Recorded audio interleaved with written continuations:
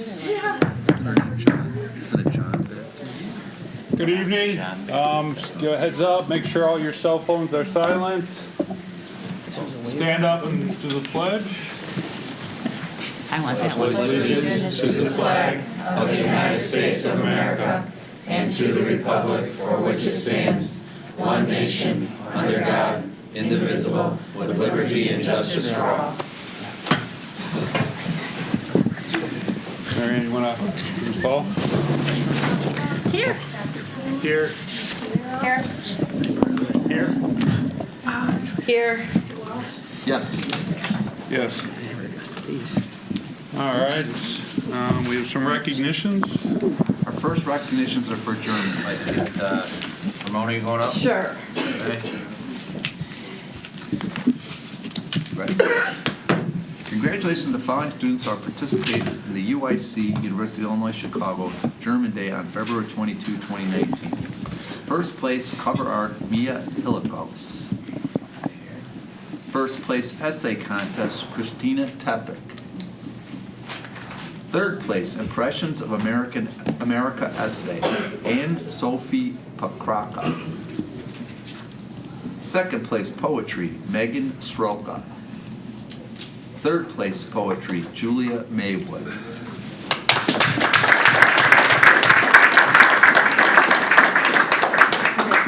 Congratulations, Julia. What's the title of your poem? Julia, what was the title of your poem? Am die Freude. Okay. Long poem, short poem? I don't know, I guess it was a decent length. Okay. I was going to make you recite it from memory, Julia, but I won't. Let's hear it for all the Germans. Our next category is robotics. Our RB students participated in the Robotics Flossmoor League Tournament State Qualifier on February 9, 2019. The team received the Motivation Award and placed 5th for the qualifier, but 3rd overall. This award celebrates a team that represents the essence of the first, for inspiration and recognition of science and technology. Tech challenge, competition through team building, team spirit, and displayed enthusiasm. This is a team who makes a collective effort to make first known throughout their school and community and sparks others to embrace the culture of first. Congratulations to Kenshin Shorman, Avery Bowen,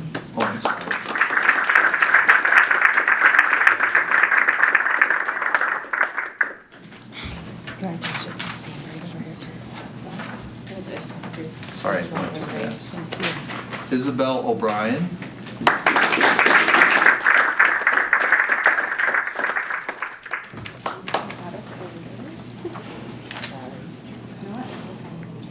Congratulations. Grace Galbraith. Zachary Caruso. Frank Asnar.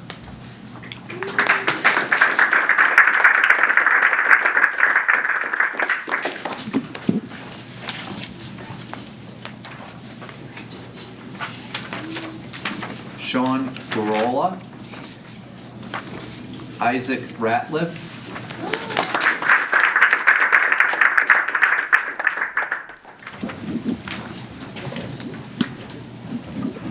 Rowan Elwert. Bridget Bowen. Quinn Palermo. And Eloise Rios. So what did you guys make or I didn't do see that with the there. robotics? I didn't see Say that again? Did you do a team like robotics thing there? Or did you make Yes, something? we went and we competed as a team with the robot that we've been building And what kind of over the robot course of the was it? season. Just the regular standard size robot for FPC. It's created out of metal and motors and all of that sort of What thing. kind And of usually they give you like a skill set or something that the robot has to be able to complete. Is that correct? Yes, it had to complete a series of tasks. So what were some of the tasks? Our robot had to do a 30 seconds autonomous period and then a 2-minute driver controlled. During the 30 seconds autonomous, our robot had to hang off of this center module. It had to lower itself to the ground. It had to read a jewel, like a mineral, and based on the mineral that the judges picked, it had to knock off that mineral from where it's placed. It had to drop our team marker that we 3D printed on our new 3D printer into this specific box. And then for the driver control period, it had to be able to pick up these different minerals and place them in one section of the field. That's excellent. So for the Congratulations. autonomous part, you had to code that whole thing? Yes, the autonomous part was all coded, as well as the driver control period. We had to control or code all of that. And beforehand Kristen, as our well. population in the robotics club, I see here about 10 students, and that's, I mean, it's kind of taken off. This is the second year, correct? Yes. And it would be Yes. thanks to Avery and her parents who helped start robotics at our. Who's the sponsor? Right We have a there. volunteer sponsor, it's Mr. And then we Uh, also yes, use Mr. Sam. Weiss. Mr. Weiss. Mr. Weiss, right? Oh, okay. Well, thank you very much. Thank you. Thank you very much. Absolutely. Absolutely.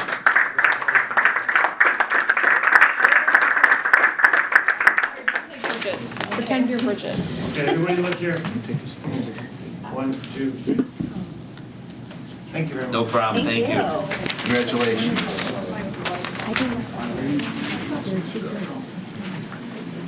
We'll make sure you get one.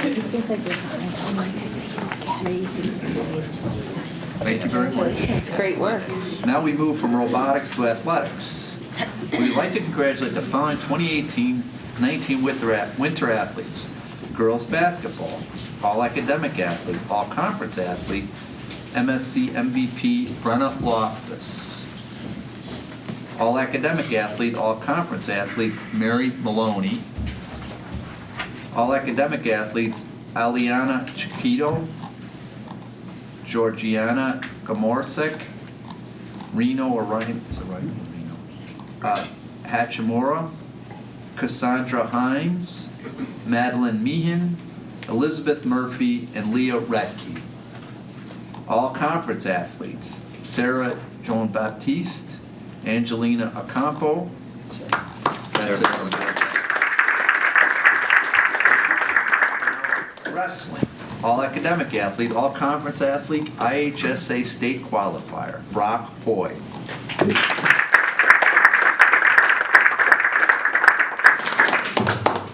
Congratulations, Brock. Good job, Brock. All academic athletes, William Broilet, Lloyd Gilrola, Brianna Rodriguez, Riley Shaw, and Garrett Weimer.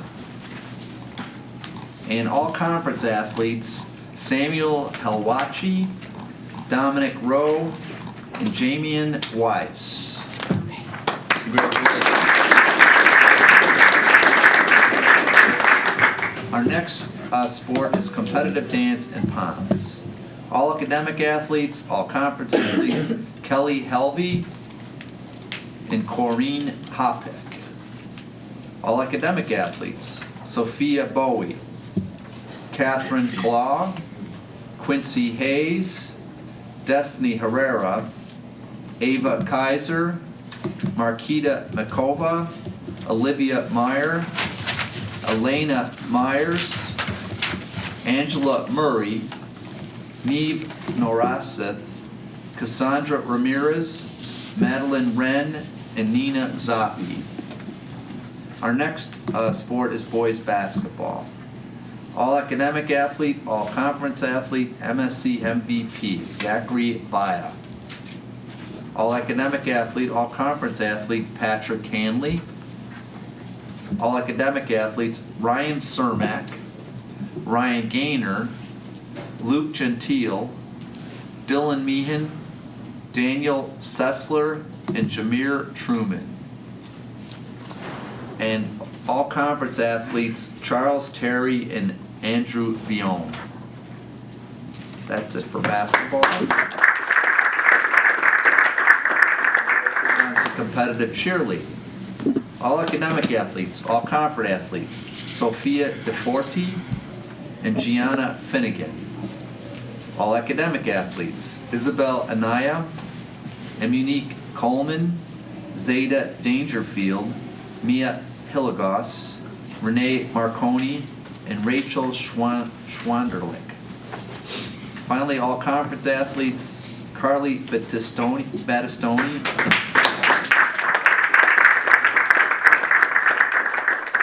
Congratulations, Carly. Thank you for coming. Keely Scalise. Very good.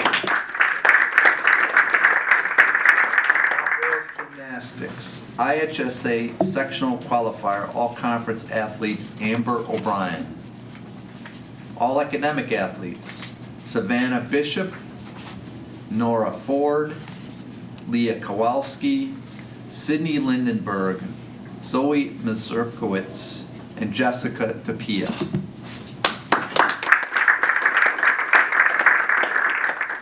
Boys swimming and diving. IHSA state qualifiers, all academic athletes, all conference athletes. Harrison Nolan, all-state diving, 5th place. And Michael Rosa, all-state breaststroke, 10th place. And the all academic swimmers were Peter Bartman, Noah Bright, Nolan Dowling, Luke Harder, and Christopher Murphy. Our Special Olympics basketball. This team standouts, Aaron Torres.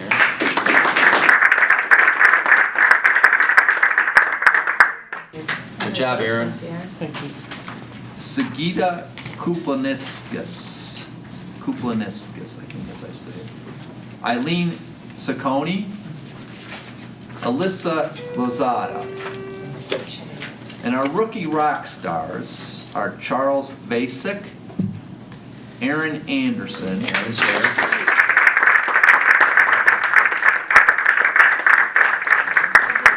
It's on the camera. oh, I'm sorry. So he was working. Sorry about that. Charles is a great drawer, too.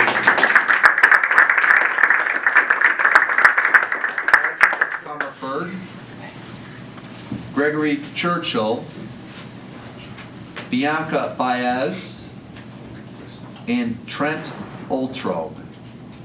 The Special Olympics basketball team also qualified for their state competition, and they leave Thursday. Thanks.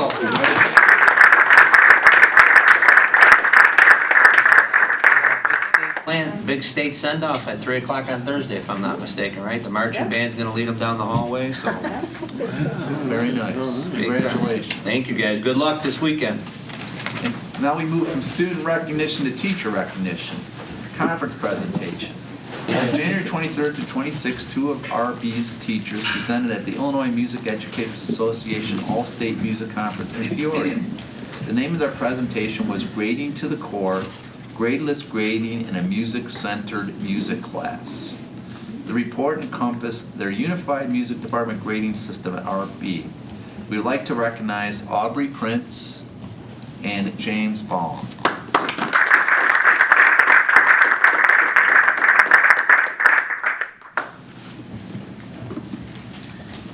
We had no essay tonight, is that correct? Correct. Parents, unless you intend on staying for the meeting, now's a good time to maybe head towards the exit. Not that we're not entertaining, but. Thank you. Congratulations again. Congratulations. All right, it's time for reports. We have the Student Association report. No, they're not. No, they're not here today? All right. Give them a minute to clear out. You ditched us, Well, huh? got President's report, there's no report out. Wow, that was a total clear out. That was just. Crickets. So we got Superintendent's report. Superintendent's report. I have nothing to report on. No curriculum councils met in the last 2 weeks. Obviously, we just came from our February meeting at the end of February, so no additional updates. We're still working on things in regards to setting up the plan with the contractors for the pool, but no other update. All right. Principal's report. This past Saturday, the RBEF hosted their annual telethon and raised over $20,000, and this money is put towards staff and student grants for various activities typically over the summer, such as leadership camps, music camps, and other academic opportunities for students. So that grant will be available soon on the RBEF website for those students that are interested. I want to thank all the parent and community volunteers who donated as well as volunteered their time on the day of the event. And a special thank you to Gary Prokes and Jim Franco, who's the RBEF president. They put in a lot of time, as well as the other staff members that worked the telethon. It was a huge success. On Tuesday, April 9th is our all-school testing day. Students will report to school at the normal time, and freshmen will be taking the PSAT 9, sophomores will be taking the PSAT 10, and juniors will be taking the SAT exam. Seniors will have a non-attendance day. Parents do not have to register their students for this test. It is required, so there is a makeup day, and students will be dismissed at 12:45. That's the SAT, correct? For juniors, yes, that's the SAT. Next, we have a few reports that fall under the principal's report. The first one is our winter athletic summary. So I'd ask our assistant principal for athletics, Brendan Curtin, to come up, and that begins on page 9. Good job, Kylie. She clapped for him, so I just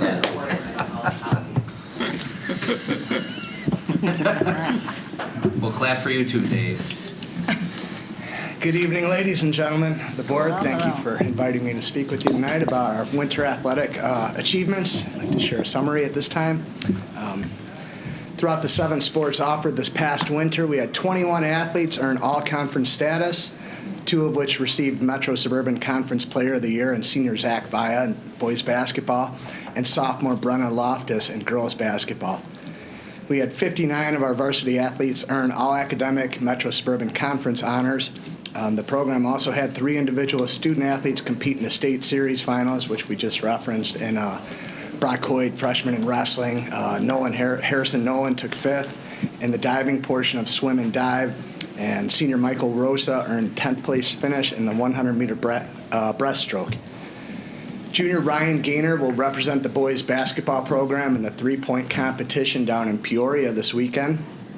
We also had 3 programs earn Metro Suburban Conference championships, led by boys basketball, girls basketball, and cheerleading. And as mentioned before, our Special Olympics basketball team is set to compete in the state series at Illinois Wesleyan this weekend. This marks the program's 2nd consecutive trip for the state series. A couple brief highlights on each athletic program. As mentioned before, our girls basketball program earned an outright title in the conference. They also registered 20 victories while earning that title.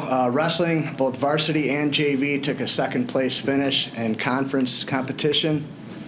Competitive dance and POMS earned a trip to the state series for a 2nd time in 2 consecutive years. They earned a 21st place state finish this year. Boys basketball produced 28 victories, which tied them for the most wins in school history. They also won a regional championship, taking down Lincoln Park at Morton High School a couple weeks ago, and then eventually fell to number 1 ranked Curry High School in semifinal play. Competitive cheerleading earned a 9th place finish at the IHSA sectional competition. Girls gymnastics won the Bulldog Invitational for the 2nd year in a row and took a 3rd place finish home in sectional competition. Boys swimming and diving earned a 5th place finish in sectionals out of 13 teams. The team posted a 3-2 record in dual meets and took home a 2nd place finish and 2 3rd place finishes in the numerous invitationals they competed in. IHSA limits the number of competitions to 14 competitive dates. We competed in 11 contests this season, including the state series. At this time, I'd like to transition to the program participation updates. The winter athletic programs experienced a small increase in participants this year, 250 this year compared to 248 last year. The sports that experienced an increase in participation were girls basketball and wrestling. Although our participation numbers have remained somewhat the same, our collected fees for participation have increased, the highest in 5 years, and our waived students were the lowest in the past 5 years. Also excited to share with the 250 student athletes that participated in a winter sport this year, they produced a daily attendance just north of 96%. On a separate note, I'm excited to share with you that this past winter, the athletic department, alongside with the Booster Club and their support, we installed and implemented the NFHS Pixelet camera system in the main gymnasium. This provides automated live event production, allowing our families and fans to view contests remotely. Obviously, this system is not engaged when RBTV is broadcasting a game, but it's a tremendous tool that allows our parents to follow their children's performance on the court when they can't make it to a game. It is our intent to have additional system installed in the Kennelly Athletic Complex in the near future. So hopefully in the next month we'll have another camera out there. So lacrosse, soccer, those parents will be able to watch their children compete as well. Last night signaled the official start of our spring season with our girls soccer program taking on Leiden High School, in which the girls registered the victory by a score of 8-0. As mentioned earlier, this weekend concludes our winter season with Special Olympics competing at Illinois Wesleyan and Ryan Gaynor competing in the three-point competition. Scoreboard did not work yesterday? What's that? Scoreboard's not working? Scoreboard was faulty yesterday, registering goals. So we're having the new one installed April 1st. That's the goal. So we duct tape and caulk for as long as we can, right? Absolutely. I know Joel's working on it, but just so the parents are aware, a new scoreboard's coming here before we get full swing. But I saw a guy on a ladder out there the other day trying to fix it, and I wanted to just inquire. Right. And I think our maintenance crew made that known that, let's not invest too much time, effort, or resources into inspecting the current scoreboard. Okay, so the work we did in the fall to get it running for that soccer sectional obviously didn't last. Obviously not. Okay. All right, well, it's a good thing the new one's coming then. Right. Absolutely. Okay. Sorry, Brendan, I'm just trying to... No apologies necessary. Okay. Anything else for Brendan? Yeah, I'll ask you a question, Brendan. When all my kids, you may know all my kids were swimmers, they used to have the 14 meets every year. Why? Is there a reason that we're cutting back on the number of meets? Because a lot of kids don't make it to the sectional or state, so if you count those and the numbers you had, they're doing almost half the meets that they could do if they had full. I'm sorry, I'm having a hard time picking up what you said. If you can do 14 meets into one sectional and one state, that's 12. Most of the kids don't swim in sectional and state. They only need 9 swimmers, as you know. So, the numbers you counted, they only did like 8 meets aside from them, which means, a lot of the kids aren't getting a lot of opportunity to swim then if they're not having meets to go to. So is there a reason we're cutting back Well, on that? from what I gathered, I believe there were 5 duels and 5 invitationals. Part of that is coach's discretion. I think that schedule was in place approximately this time last year. And some of those sports, much like cross country perhaps, some coaches elect to limit their competition heading into postseason play, if you will, or the state series, if you will. I know that was popular against some of the more prominent cross-country programs. I don't claim to be a swimming expert. I would imagine that the coaching staff had a say in that, but obviously at the end of the day, we're going to encourage as many contests as we can. I do believe when there's like a varsity-only meet, they will fill in all lanes, events, heats with some of those JV athletes when there is a duel. Right. So I think that does allow some added opportunity.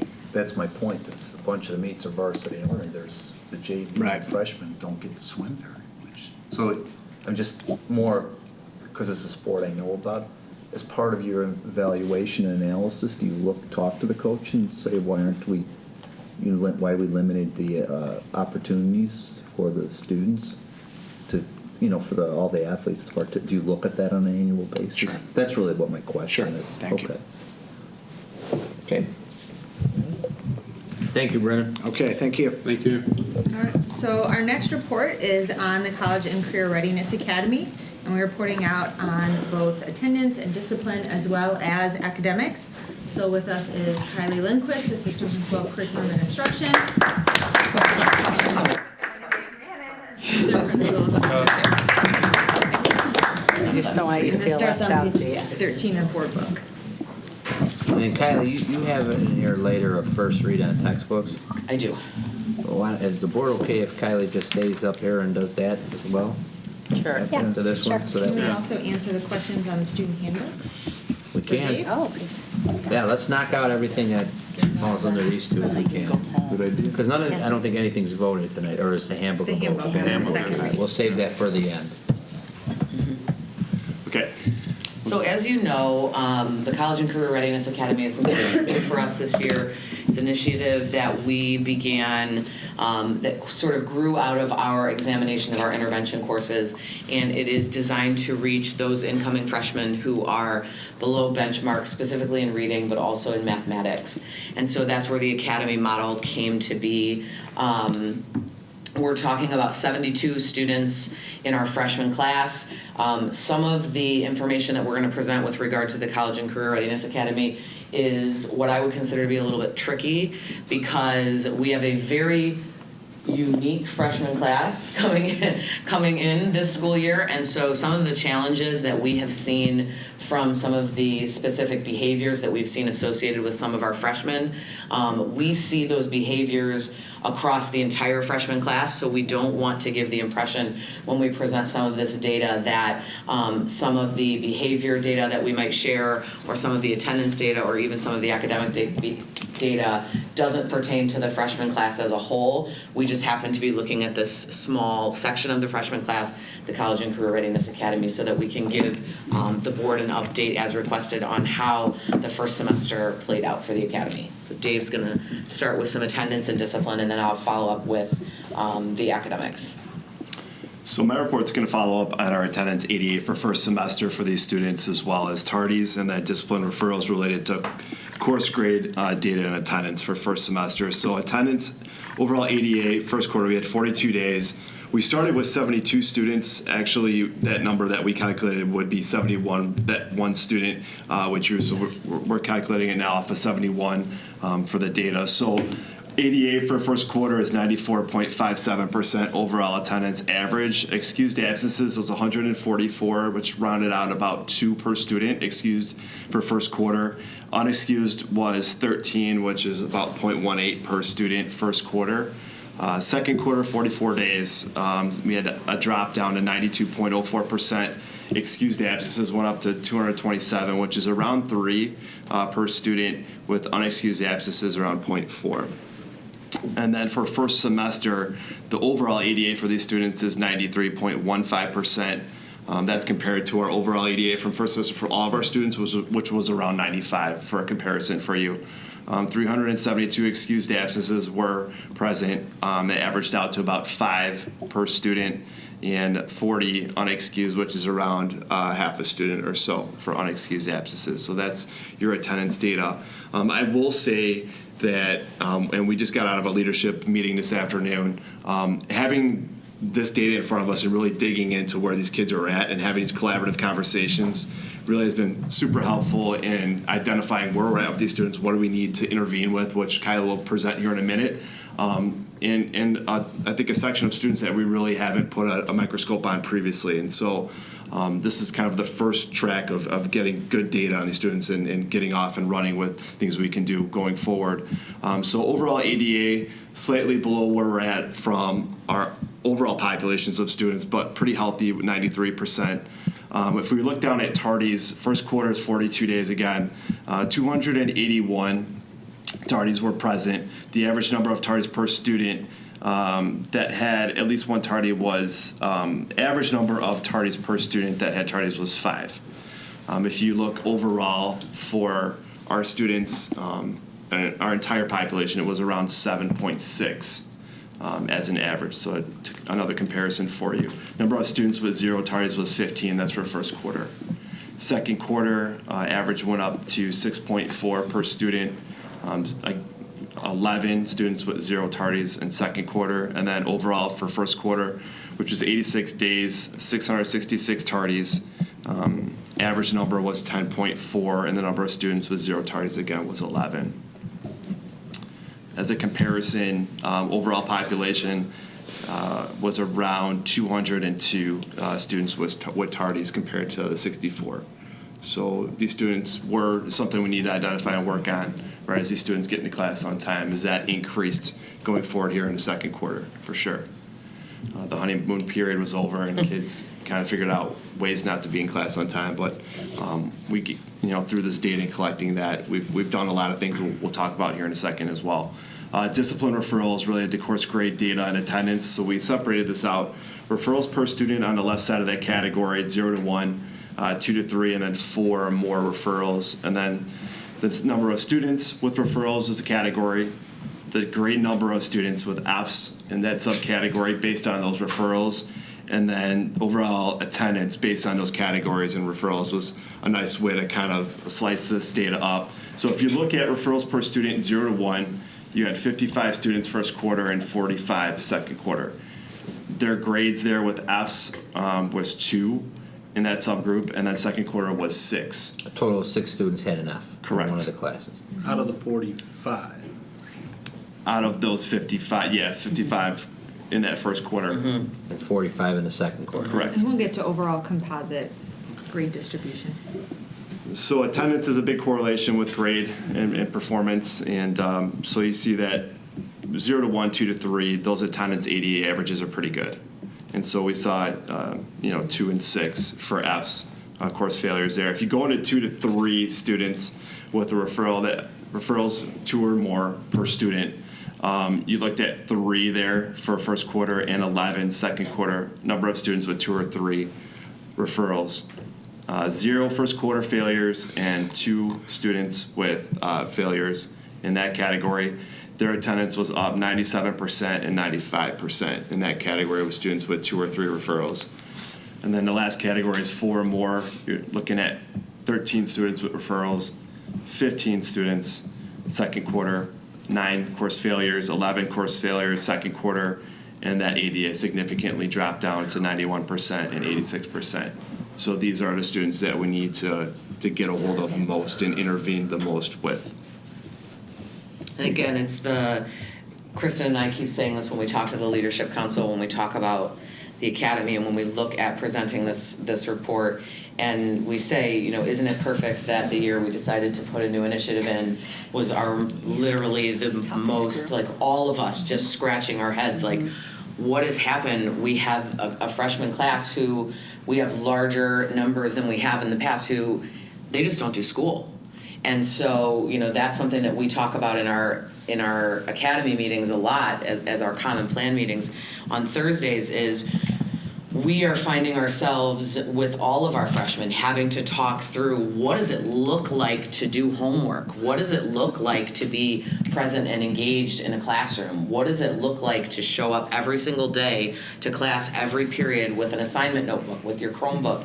So we want to make sure that we continue to reiterate that some of the trends that we're seeing, we're not just seeing in this population of students. This population of students is just the population that right now happens to be under this sort of intensified microscope because we really want to do due diligence to whether or not this intervention is working for our kids. Something that I did prior to coming to this meeting was just look at our overall freshman population and their discipline data, and 50% of our referrals that came down to our office were from the freshman class.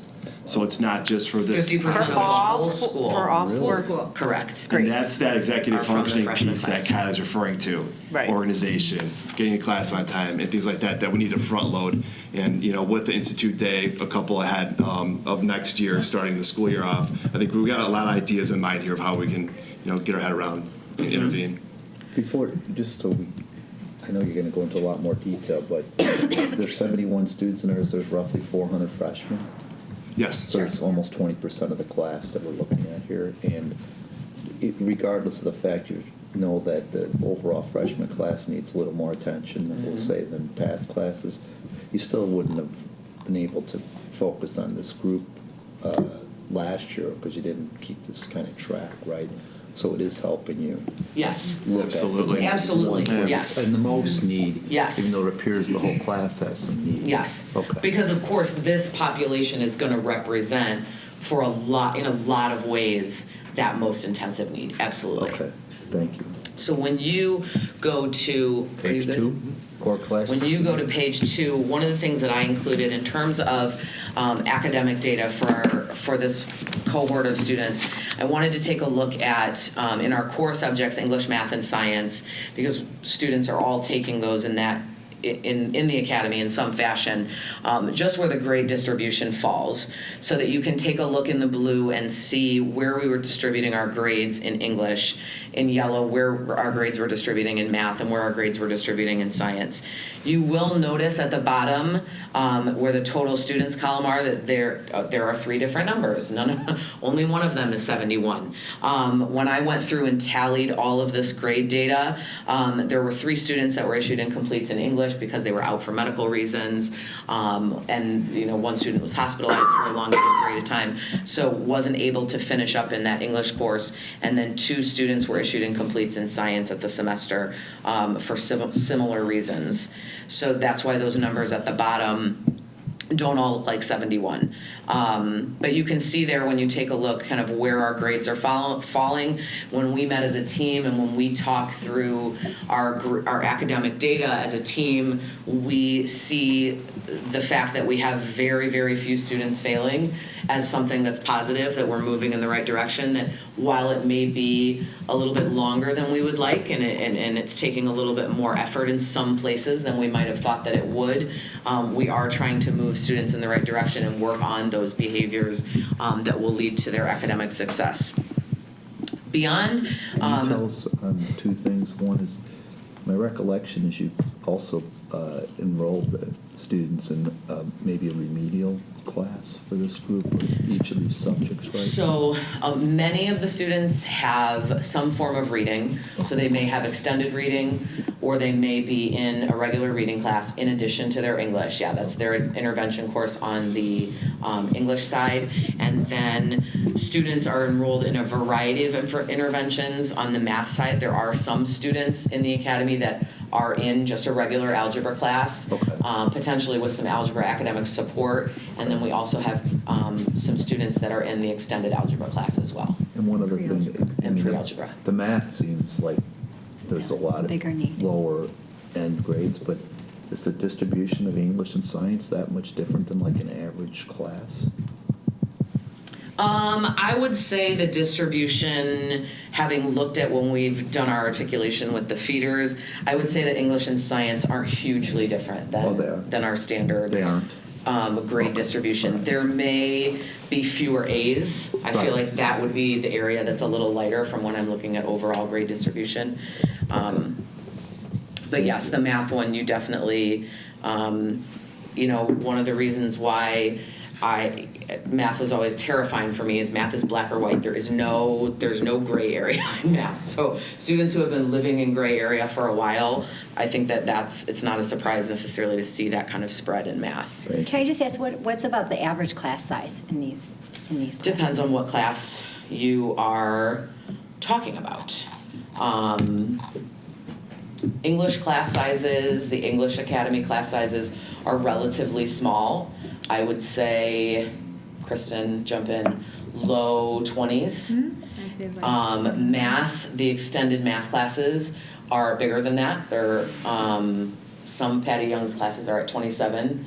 So there's a higher concentration of students in those extended math courses. The reading courses, that intervention course is relatively low, and that's something we were very cognizant of when we looked at the extended reading versus the regular reading, kind of give some more places for those students to filter out. So I would say those class sizes, a couple of them maybe in the high teens, low 20s. So the biggest courses in the academy, your science courses are I would say in mid 20s, but I would say your biggest courses are in your extended math. Thank you. Extended math has both a regular and a special ed teacher. Correct. It does. And a lot of our transfer students came in and pushed into extended algebra. We often find that when we have freshmen that transfer in after the start of the school year, that they do end up in those extended classes. Thank you. Absolutely. The second piece under the grade distribution is some reading inventory data, and It's a challenge in terms of giving a snapshot of an overview of the first semester in terms of academic data, because MAP is something that we test in the fall and then we test again in the spring. And so with our intervention courses, we often do test MAP in the December testing window. If any of you used MAP this year in your schools, it was an absolute disaster. And so after about 7 days instructionally of trying to get these kids who are resistant anyway to an assessment to take their MAP, finally we had to call it, and we had to say it's best for the students if we move on with our instruction. So it was a little challenging because of that craziness with MAP this year. But something that we check kind of early and often is Lexile scores. And so Lexile represents a reading comprehension level. And I tried to give you some information there in my descriptor to kind of help you understand what Lexile is and what it measures, because it's something that I think is easy to wrap your mind around. Before we even go into the blue and yellow charts, when I was looking for the best way to capture what Lexile is, I thought it was, as an English teacher myself in one lifetime, I thought it was really important to include some books that probably every person who is sitting here looking at this would understand and know that The Cat in the Hat was written at a 260 Lexile level. And that is going to mean something to you when you look at the Lexile levels of our students in our academy later on. The idea that Charlotte's Web is at a 680, and then when we're talking about something like the Declaration of Independence, which we know with the redesign of the SAT, we're talking about more primary documents that are founding documents. That's a 1480. So that is something that potentially a student could see on an SAT and have to grapple with that kind of language. So I thought that the Lexile context would be helpful for you to kind of see a true picture of the students we're talking about. When you look at the two charts below, this was again just some additional clarifying information to help you really wrap your minds around Lexile. And I highlighted at the bottoms the 9th through 12th grade level. The blue chart is typical Lexile reader measures by grade, so it represents actual readers in the metametric study that helped create the Lexile form of measurement, and it is looking at the range of actual students that were researched, for example, in 9th grade, what the range was from the 25th percentile of those students to the 75th.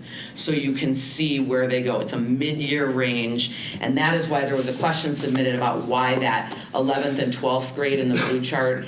The low level is 1130, which is something that's lower than the high part of 9th grade, and it's because we're talking about a representation of students in a scaled manner. So the low range are the students in that grade in the study that were at the 25th percentile. That's not college readiness. That's just the range where they were typically seeing readers within one grade level. The yellow chart then... Hold on, it was actually the other, that was the high end. I asked a question about why is it lower than 9 and 10? It says it's 1140. That's 1440. I'm sorry. Okay. That's a typo. I'm very sorry. That was the one I was... I'm very sorry. That's a typo. Oh, yeah, that's okay. It happens. Thank you.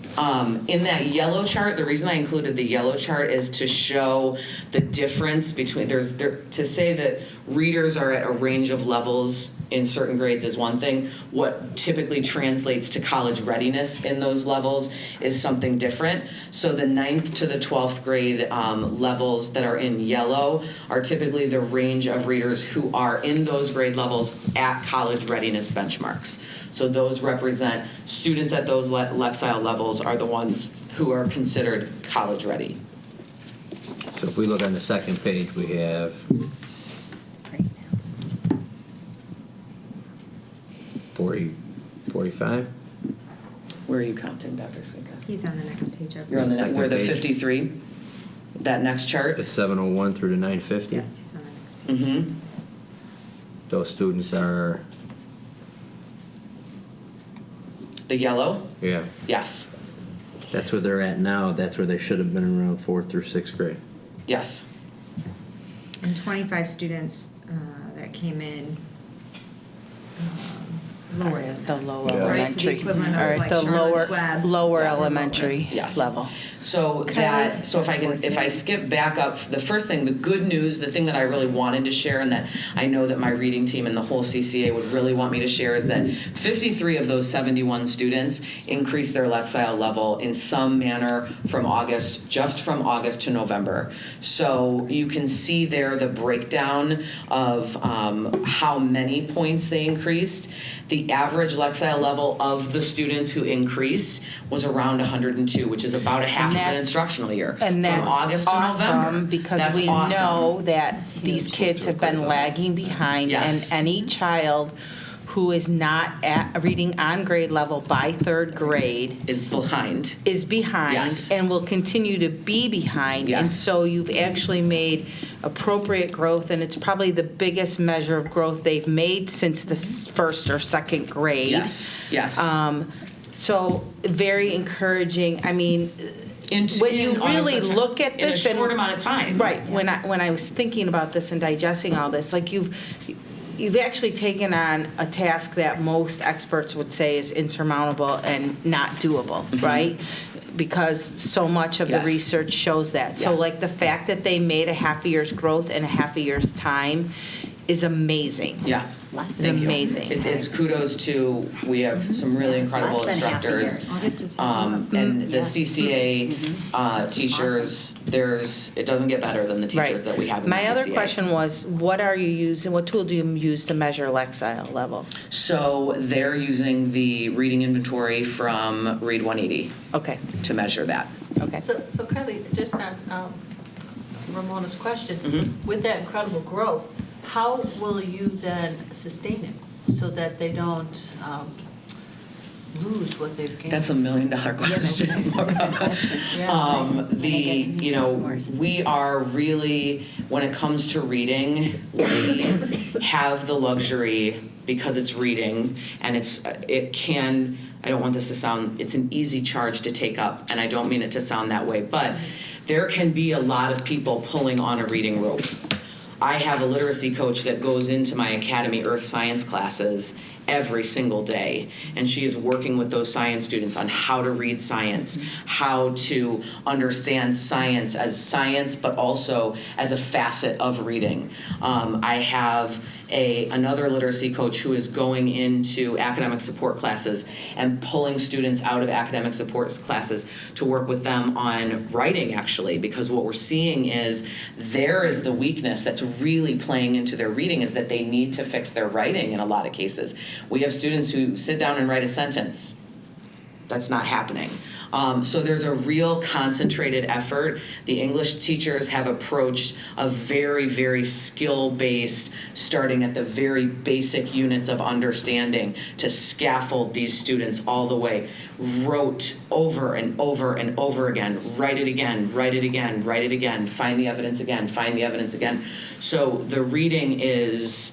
Because, like Ramona said, once you hit third grade and you're at a deficit, you are climbing out of a hole where people just keep throwing dirt on top of you. So it becomes an all hands on deck thing to sustain that. It's not any one thing that we're doing.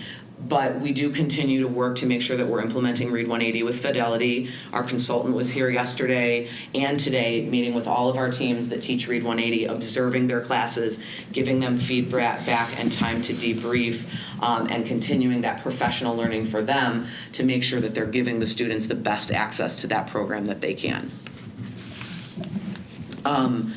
So in that Lexile levels at a glance, we really wanted to include that so that we could show you a couple of things. So as Kristen alluded to, you could see the fact that, when we're looking at Charlotte's Web being at a 680 Lexile, we're looking at 25 students in August that were sitting out of that 71 who would have struggled with that text. And then we want to be able to show you that in November, we moved to 16 in that red zone. So you're going to see the yellow grow as we push some kids out of that really critical risk zone into the yellow, and you're going to see, the yellow grow, and then The total no risk, that is kind of a misnomer, because no risk might assume we'll get them out of the program. Why do they need to be there? They don't have any risk anymore. And we wanted to remind you that this measures comprehension. There are other things that go in to a reading deficit, like fluency, like how quickly you're able to read a text. This is just the easiest for us to show you kind of at a glance where we are making some progress. Can I ask one question on that? This is really telling. This one is easy to understand as opposed to the average where you are. And then if you get into the no risk, even the shift, you went from 10 and 4 to 5 and 10. But just out of curiosity, how does it in the highest group? One, let's assume it's the same 11 students. One went up, and 3 went down. Was that difficult? I mean, is it because maybe they just bad test? Yeah, bad test or there something can be like that, one day thing or that's something? one thing that's tricky Okay. with any of these assessments Yeah. is they do to some degree depend on the mood Oh, of sure. the test taker. Just like So, any and I other feel test. like also you do see some more fluctuation at the higher Okay. levels than you do sort of at the lower levels, because some of those students who maybe are reading at a higher level and don't recognize some of the other things that they have Sure. acting on them can sort of become disenfranchised or uninterested as they go, because they kind of feel like they're above that part of it.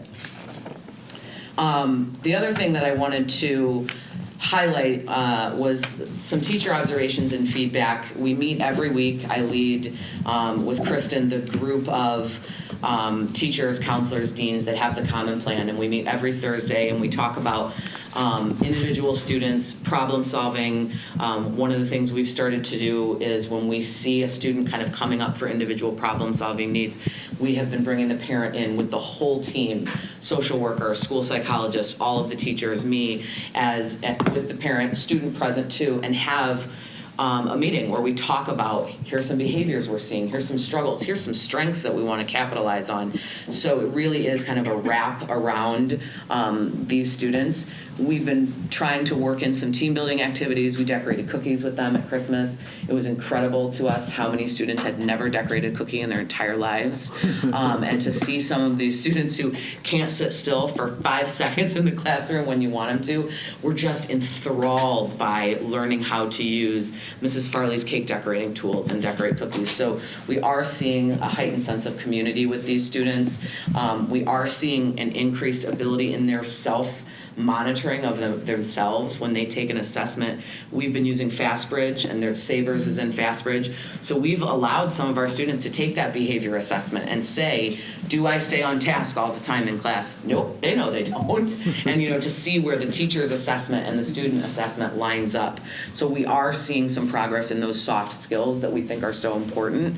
One of the things that's come out of our work this semester is a need, we think, to kind of make a more robust executive functioning curriculum at the freshman level. That was once something that was a very big initiative here. Probably at about RB. 8 or 9 years ago, my first son was really big into it when we started here. And we still have some teachers that were really leading that charge. And so I have a group of people this summer that are going to come in and write some curriculum for that, as well as the beginning of the year comes and we're just going to take a breath for a minute, and I'm not going to assign you chapters 3, 4, and 5, and this is what Dave alluded to, in your math book for the first 2 weeks of school. Instead, you're going to learn what it means to be a student at RB, what it means to be an academic student at RB, what are the things that we expect of our students, what are the behaviors that we want to see, and really help our students develop those soft skills early on that we have been able to see over the course of this year.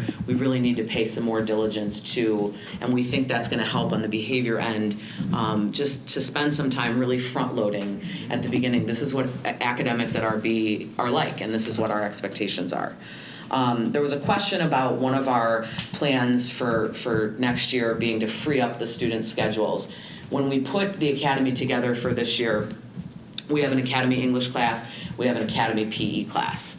And one of the things that we started noticing really early on, I think, with our freshman population in general is the more some of these students were together, the more some of their conflicts could come out, and the more they started seeing this behavior that I'm going to try to model now, because I like the attention that he's getting for that behavior, so I'm going to try it and see what happens.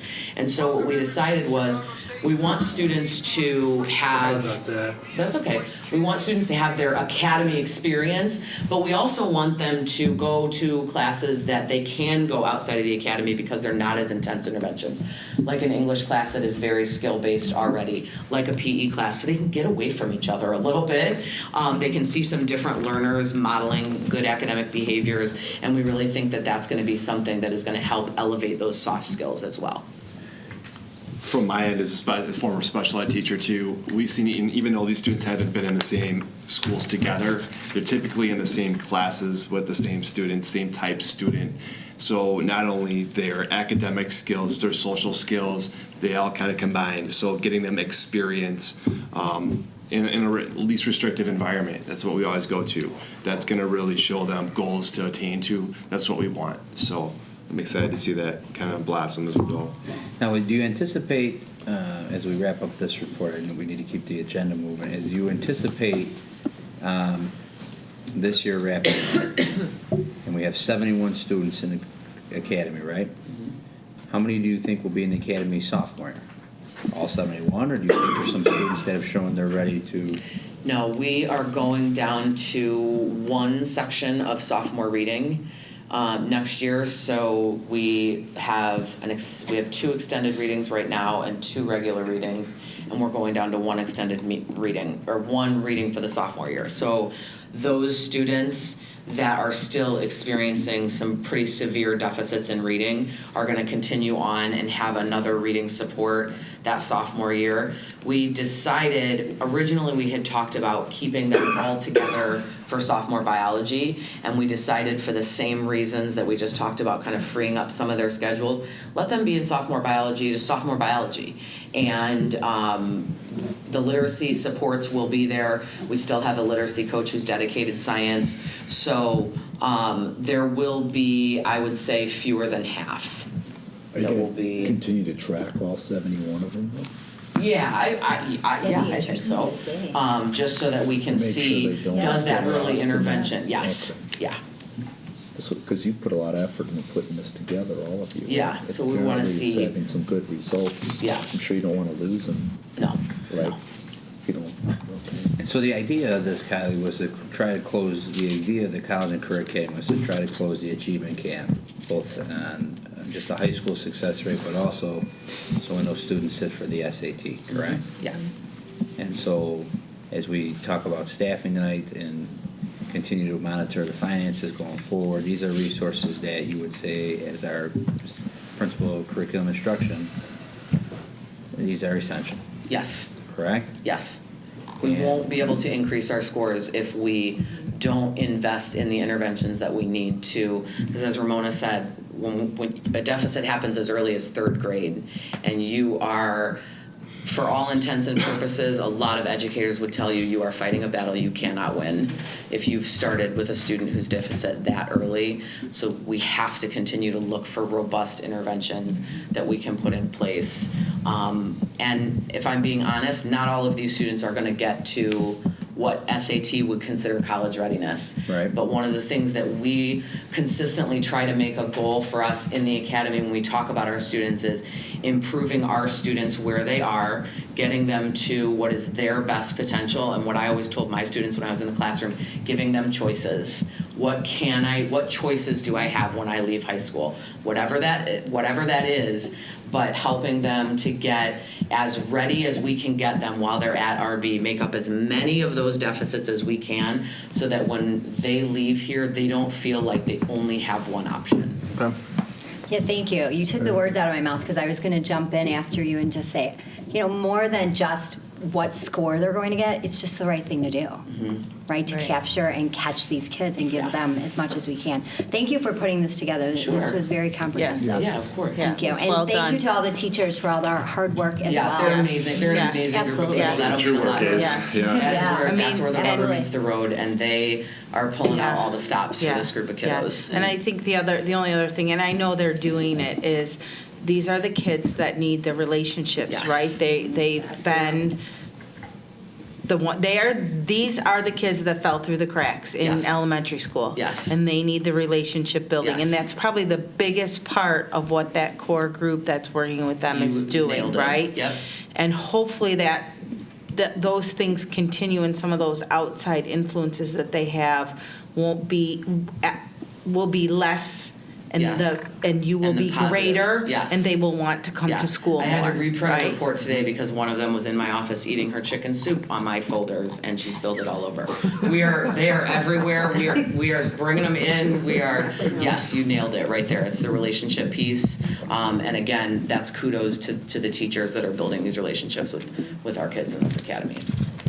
Thank you. Okay, who wants to go next? Before the summer school report is on there, who's that, Kristen? Is that? It's really just an informational. I can speak to it, or Dave can, but we just provide this to the board every year. I don't think there were any questions submitted. No, this is just what we offer, and then later, after we run courses, we bring back what actually ran based off student enrollment, and summer school runs cost neutral to the district. Okay. Handbook, there were 2 questions submitted. If the board is interested, the handbook begins on page 108 of board book, but Dave has those. There are no changes since the first read, but Dave has the 2 questions. Yeah, so I'm gonna get to these questions. Just real quick on the summer school, I just wanted to remind parents if they're listening to that registration is gonna be online, completely online for any type of summer programming. Something we moved to last year, it's been very successful, so just a reminder of that, and that should be up within a month or so. So, in regards to the handbook, this is the second read, so there's just 2 questions. One would be, we've added a health office parent and guardian excuse guidelines, and that's going to be something that we're going to put in the front of our handbook this year. And we found in just talking to our health staff, parents are having a hard time deciphering, and maybe they need a guide whether I should, when I should call my kid in. And so, these 5 points or so, or 6 points, are there just as a reference for parents. Not 100%, but something that they can use and go off of. And I know there was a question about... What page was that on, Dave? So the board knows what you're 140, I believe. It's in the track changes version, but if you go to the summary, it's also in the summary. So if you go to probably page 112, no, it begins on 111 and it continues to 112. Just so that's easier for the board to understand what you're talking about. Okay. So on that first bullet, signs and symptoms of communicable diseases that can't be contained at school, it's just further explanation on that.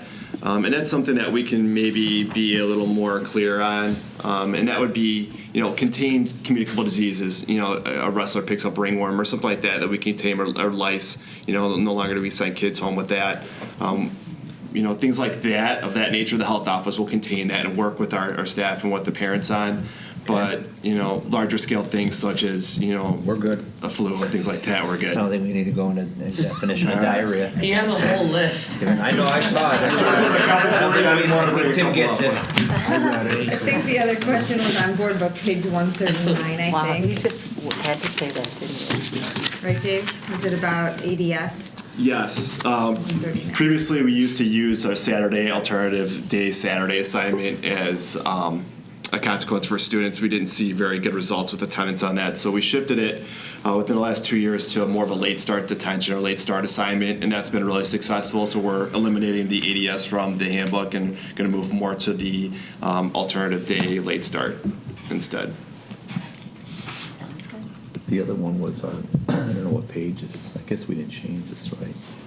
What's the 15th page of the actual document? What's it on? That might have What's the been. one, it said something about you get a student earns a semester average A or B. Is it an A or B? So yeah, it's the reason it says B is because what we're trying to show there, and this has been in place since I got here, that you don't have to for an AP course, the average you have to maintain is a B. Right. Yes, it can be an A, but it doesn't have to be an A Okay. because it's that AP level course. Okay. Those are the only 3 questions? Does the rest of the board feel comfortable approving this tonight so we can get it to the printer? I do. Yes. So, Nice job, by the way, on the updating. I thought it was very good. We get a motion, we have, Mary Ann has it up. Resolved that the Board of Education, Township High School District 208, Cook County, Illinois hereby approves the adoption of the student handbook for the 2019-2020 school year as presented in the March 12, 2019 Board Agenda Packet. Second. go for the vote. Ms. Ruska? Yes. Dr. King? Yes. Ms. Zera? Yes. Mr. Smithson? Yes. Ms. Towner? Yes. Mr. Walsh? Yes. Mr. Pritchett? Yes. Kristen, what page is Kylie's first read of the textbook adoption plan? Dave, you gotta stay up there with 246. her. Excuse me? 246. Thank you. So I know how Dr. Skinkis loves to hear my voice as it gets longer into the evening, so I'll try to be brief on the textbooks. What would make you think that? And I'm gonna try to weave the questions in as I go. So that's why I might start pulling Post-it notes around. So we have 3 requests coming in for textbook proposals for next school year. The first is with our biology and honors biology course. It is the continuation. You may remember that we've been adopting Discovery Education tech books in science. We've done so already for multiple science classes, and we're continuing that rollout based on the needs of our courses. That's how we decided what was going first. There was an error. The current textbook, instead of, it should have been 11 years, has been in use. And this is something you've already approved before, so you know the Discovery textbook in large, so I'll skip those bullets. But I did want to address the number that we're ordering is for licenses for 425 students. That encompasses all of our freshmen, honors biology or biology. And in this case, with the Discovery textbook, it's not the resource that is differentiated necessarily. So there's not an honors textbook and a regular textbook. It's the teacher has the ability to tailor the lessons and the readings and scaffold what they do to make that distinction between the honors and the regular biology level. In terms of math, so when I got to the district, we had already adopted Carnegie Learning, which at that point I was told was the only research-based math curriculum. Now, I did do the same Google search and find out, and I made Kristen do it too because she's the math teacher, and we did find out that there are other math curriculums that claim to be research-based, but their effect size is very low. So when we say this is the only research-based curriculum in math, it is the only one with the effect size type of results that we would be willing to consider. That also goes all the way through Algebra 2. If you have a research-based curriculum, sometimes it will go to algebra, but it doesn't continue on to geometry and algebra 2. And so effect size meaning the degree to which it is successful supporting students in their growth in math. And we also have 2 of the 3 feeder schools doing Carnegie, correct? Correct. Correct, Wait, yes. So does it go down to junior high, 7th, 8th, or? Yes, Okay. yeah. And we have noticed in our articulation with those 2 schools that are using it a very positive, consistent kind of trail from middle school up through here.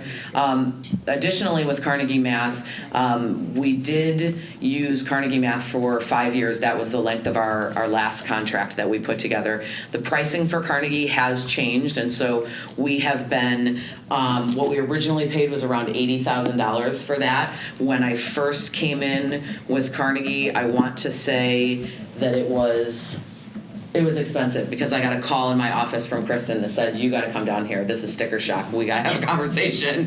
The board is going to freak a little bit. So Carnegie is an expensive program. It's not a traditional textbook. It's not something that is we pay you and you just give us a license to a site or you give us a textbook. Carnegie comes with a learning platform for students. It comes with consumable workbooks for students. And most importantly, in our opinion, it comes with Mathia X software. And the Mathia software is software that is adjustable, it's adaptive to a student's level. So as they go through Carnegie, the practice that they're receiving is at their level to build up their math scores. When we first contracted with Carnegie, we purchased that Mathia X software, that adaptable practice software for our freshman class only. I was given a very specific directive from the superintendent at the beginning of this year regarding our math scores. And so when I sat down with Lindsay and when we knew that Carnegie was up for renewal, we talked to our rep about what implication it might have to bring that Mathia X software in for our sophomores and our juniors. Because it felt a little bit to us like if we have a charge to increase math scores, why are we taking something away that we feel is a good support after the freshman year? And so we wanted to be able to include those Mathia X licenses at the sophomore and junior year as we are preparing our students to take that standardized test. So this is not necessarily hard copy textbooks like you traditionally think of. It is the platform, the Mathia X software, and then the consumable workbooks that we come in that come in with it. And that's why we have a shipping and handling cost. That shipping and handling cost actually will be the one and only shipping and handling cost we have to pay for the 4 years of the license, and covers each time they send us this huge shipment of books every year that we will then disseminate to the 3 classes that are using Mathia. There was also a question on this one about that $4,000 that we will be saving no longer using IXL instructional software. I added that note because I wanted the Board of Education to see that we are trying to be conscious and not duplicate resources. We know that spending is something that we need to be very cognizant of right now, and so we didn't include it in this report because it's not a textbook fee per se, but what I wanted to be able to show you was that we are working to show where we can bring some savings in other places as we try to increase the resources that we have for our sophomores and our juniors. And I was very proud of myself, I will say, for Mr. Walsh, that I got the Good Neighbor discount because our rep for Carnegie is now an RB alum, and that 99 is like almost $40,000 less than that original quote. I felt really proud of myself, Mr. Walsh. I know you still don't like that number, but I felt really excited that I got us down 40 grand. We got like the friends and family discount. The concern is on a per student per year basis, this product is very expensive. Yes. Even with your discount you got us. Yes. It's gone from 5 years to 4 years. Yes. We're saying it's the only one out there. It's So what now- it's what all math experts, The problem the most is- important one right here that I would consider people that I would trust in the field of mathematics, Well, the concern say is is the that premier. if we only think we're going to buy one, they're going to continue to raise. I mean, we were averaging 60,000 a year. This year we're going to be 140, and this one alone is 100 grand. So it's just something we have to be cognizant Yes. of in the future. That's I what was- the software companies like to do. They like to Yes. lock you in and assume you're just going to keep renewing it, because then they'll just keep charging you. Correct, more. and that's one of the things that, I was going to address this too when with the question about, that overall cost being very big, and we had kind of hovered around 60,000 for so long. We really are seeing, and I think we talked about this once before when I was here, the idea that you can use a resource for 8 years, for 9 years, for 10 years, for 11 years, for 13 years, like we've used some of our textbooks, is just gone by way of when we're talking about digital curriculum. And so we were able to really stretch our resources when it was print, or even when it was just like online access with a password that they would give you. But when we're talking about licenses and we're really trying to give our students access to that rich digital curriculum, you're exactly right. We're falling into the situation where in 6 years, it's not like they keep letting us use the software, but they don't give us the newest version. They just cut you off. And so that is something that we have to be diligent about when we are looking long term at how can we really force the hand of some of these resources that we do like, and how do we do our due diligence to make sure that we're shopping to make sure that we're bringing the best and most cost-effective resources in. And I've got confidence you've done that here. It just gets a little Yes. concerning. That's Yes. all. There is also a student fee for each of those courses of Right. $15, and we already approved course fees for next year, but now that we have the new cost, we talked about next year increasing those fees to help offset, even if it's only, a couple dollars a student, that will help offset this big cost as well. But I think the 154, at the end of 4 years, it's 47,000 is covered, right? So it's not, we are covering. Yeah, It's just you won't see that. Correct. Because we'll be paying for other books at that time. Right. So then, on the Spanish 2, this is the second book that we're adopting in the Entre Culturas series. We adopted for Spanish 1, and if you remember back in my first bullet, tried to highlight that we were running into a situation where we could no longer replace any of our books. They were not in print any longer, and with that, all of our technology resources were turned off. So we really were kind of forced into a situation where we needed a new adoption of that book. The current textbook was adopted in 2006, so it has been used for nearly 13 years now. Spanish 2 is the only one of these requests where you'll see a request for some hardcover textbooks, and we've been trying to keep some hardcovers within classrooms because whether we like it or not, we do run into situations where a Chromebook is broken and it has to go out for repair, or a student doesn't have one, and we could sit and battle about why you don't have a Chromebook, or I could put a book in front of your face and you could have it. So we wanted to have some of those backup resources. There was a question about the breakdown on the actual request sheet, and that was my attempt to break something down so that I voided a question, and I think I made one in doing it. But when they sent us the quote for the Spanish textbooks, they didn't take out what just the hardcover text themselves covered. So I wanted to try to show that too, so that you knew what was in there, and I didn't want it to seem like a hidden cost. Thank you. Kylie, if you go to your last page, the 15 through 20, and I know you update this annually, right? So there was a law there like in 15, 16. Yeah. Are we anticipating we'll be seeing a law soon, or that doing your 3-year if you're continuing to track this? The reason there was that was because I don't remember what the source of additional revenue was, but we pushed up. We ordered 2 years of textbooks in the 14-15 school year. And I don't remember exactly what helped offset some of that cost, but I do know that that's why 15-16 was low. Okay. Any other questions for Kylie?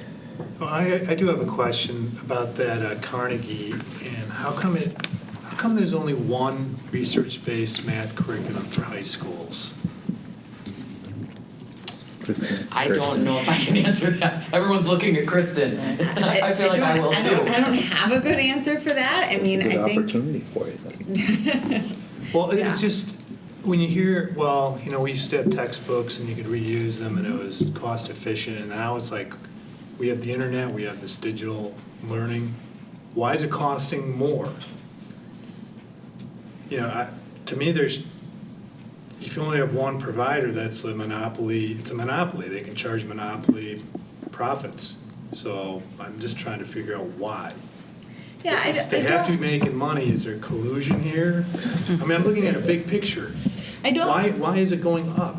Well, I don't think $33.84 per student per year is unreasonable, because about a little more than half of that is for the consumable workbook, and the other part of that is for the license. And so, $10 a license is comparable to other companies that we have seen.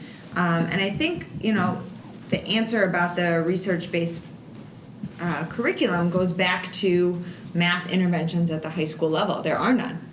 Because what intervention do you give math students other than at the high school level? Typically more time. And so it's always been a pattern that reading has had a wealth of resources and a wealth of interventions, and math has not. And you see a lot more of those at the elementary level, fewer at the junior high, and then hardly any at the high school level. So I don't have a better response than that, other than this isn't a new problem. This is something that has existed Does for quite some Mr. time. Gates look into this? I mean, if we're not increasing our math ability in our high school students, I think it's a serious problem. I mean, I'm not blaming you guys at all for this. I'm just looking at a big picture thing here. It just doesn't make sense to me. So, did you say there's the adaptive question? So with the adaptive testing, which comes with the curriculum, the item bank is exponentially larger. Because as the students have questions, which you never got in the textbook, it was a finite number of questions in the textbook. But now they go online and they're served questions. If they are excellent, they're getting higher level questions that could be in a college book. So that item bank is like 4 times the item bank you would have gotten a static textbook. So you are getting quite a bit more than you are getting in a static textbook. And the technology to do that is also much more sophisticated. Kylie, the prices listed on here are final, right? Yes. This is you've. This is after much haggling since January. So what would you anticipate? I know this is a first read. What would you anticipate changing? What do you mean? What would I anticipate? Anything change? Nothing. Between now and You then? anticipate? Oh, between now and the next time you read it? No, I don't anticipate any change. If there's no changes, I think, just to be safe, I think we put this on the consent agenda. Would the board be okay with that? Yeah. Gary, are you okay with that? I'm okay with that. By that time, you have an idea of what kind of repair cost or not yet? Kristen, when do we Yes, start with yeah, that? we do that process in late March, early April. So we could get it done before spring break and have a rough estimate. Thank you, Kyla. That was very good presentation. Brendan stuck around for you guys, so you got next time. Somebody had a plan. Next time you gotta stick around for Lunch or Brendan. something, like you owe them lunch or Are something. there any other reports that Kylie or Dave have to give? Yeah, the classes. The what? Was that Yeah, then we have class size, right? class size, right? Oh, The college and career internship, dual credit. Are you prepared to speak on that? Yeah, Or I is can that speak on, on it. is that on the I was just agenda? gonna it's give not, no. It's not. She I was was just supposed to gonna just give a verbal A update. verbal. That you'll be presenting more at a later date? You're Sure, working on yeah. it? Okay, what's your verbal? Because you do So- need to do a presentation for the board, that's. Yes. So this was just an update of where we are so far. Beth, Augustine, and I are leading the career and internship committee. One thing that we've kind of run up against are the time challenges and a lot of the people that we work with in other buildings have a dedicated person who spearheads their career and technical offerings. And so we have been working with a very dedicated committee to try to have additional career spotlights, as we've mentioned in the past, so that we can begin to highlight not just, hey, you can be a doctor, but also the technical, the vocational, some of the certificate offerings that we have at Triton that our students can pursue. We've beefed up our offerings of dual credit with Triton to give some elective and applied arts credit here at RB for students that are pursuing certificates at Triton. I currently have a draft plan of a summer internship that students can engage in for RB credit that's gone through a Kristen Reed, and the next phase would be to go through a Kevin Reed, so that we can talk about getting this on the book, so that if we have students who are ready to take an internship, that's something they could do in the summer and get elective credit here at RB4. And then also another update is Kristen was surveyed by Elmwood Park High School, who is working to develop a cohort with a variety of schools that would involve schools coming together to offer an 8-to-3 cohort that happens at Triton in a variety of different areas, such as auto repair, criminal justice, EMT, so that we could come together as a group of schools, since we don't have something like Tech Campus of DuPage, to try to combine our resources and make something like that happen for our students. So those are kind of some of the updates in that, but absolutely when you're ready for me to come in and give a full report. I think I'm speaking on behalf of the board. This is a high priority for the board, Yes. correct? Sure. And so, full One of the speed things ahead. Yes, one of the things we're looking at potentially doing moving forward too is how do we look at the resources that we have with some of our applied arts staff specifically, and do we have people who can spearhead something like this and be creative with our resources?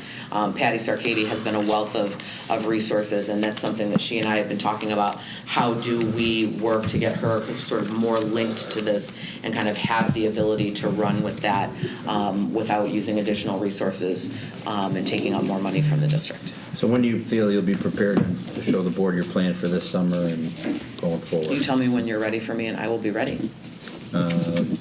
Why don't we do the... Is there a COW meeting in April, Marianne? Yes. And then this board is still seated at the April COW. I would say the April COW, Kai. Okay. Perfect. And Kristen, there's a staffing report on. Does Kylie need to stay for the staffing report? She is more than welcome to, if she'd like. Does Eileen need to No, you're not asking Brendan and these people to stay for overnight camps or anything. You'll handle all the questions on that, correct? So Yeah. they're not staying for that. Okay. I typically do the staffing report as well, but like I said, Kylie's welcome to stay if she'd like. I'm just thinking about a couple questions that were submitted, and Kristen can take those for now, and then we could always feed back to Kylie, and Kylie could address it at April 9th. Dave, Or April does 2nd. you would like Dave to have one say more on thing this? to do? Dave, you have any more? No. What do you have? What were you saving for the end? We already did the handbook. We did We it. did Oh, that. okay. She's trying to make you stay. Sorry, no, I really am not. Okay, yeah, Really am not. Thank you, guys. Thank you very much for your presentation. Very good. Appreciate it. Thanks, Brian. Thank you. Thanks.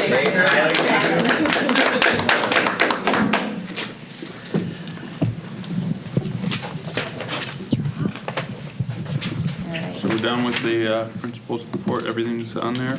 Yes. Did everything? All Yeah, right. let's go to CFO report. CFO report. Okay, I'd like to highlight the February financials. If we can look at board book page 21. It starts on, if we look at 22, we're highlighting the monthly report. Revenue for the month, we're starting to collect our property taxes, our current year taxes. We did receive almost $3.8 million for the month of February. Out of that, operating revenue was $3 million. Our real estate taxes accounted for $3.4 million, and the state gave evidence-based funding money of roughly $250,000. Those were our two highest revenue sources for the month. On the expenditure side, total monthly expenditures were roughly $2 million. Operating expenditures were roughly $2 million. If we look at it, salary and benefits, our largest expenditures, account for $1.5 million. Our out-of-district tuition was $136,000. And if we look at our fund balances at the end of February, we're at $13.7, and just a reminder, we do have $3 million of it is restricted, bringing it down to $10.7 on that. If we move the board book page 23, we're looking at the financial statement, checking our beginning balance with year-to-date revenue and expense through the end of February on that. Moving to the revenue side, on board book page 24, the big piece that we look at is if we look at our operating revenue, we're sitting at 60% on that. At this particular time last year, we did receive additional payments from the state to bump up some revenue, and the county released about $900,000 more than what we currently are at with our property taxes. We have been receiving a lot of property taxes in March that you'll see next month on it. It's too early to determine if we're at budget or near budget on it. We need to see where our property taxes are coming in and what the state's doing with our payments. We still have only received one payment from the state, so we're still chasing a couple payments with them to try to be whole with a total of 4 for all our categoricals. So we'll see what the state does with that to try to get a better handle on where we're going to come in with our revenue. If we move on to board book page 25 and look at our expenditures, Our operating expenditures are right on line with what we have budgeted at 67%, going with what our current fiscal year is on that. If we can continue to do that, we should come in at budget or under budget for operating expenditures.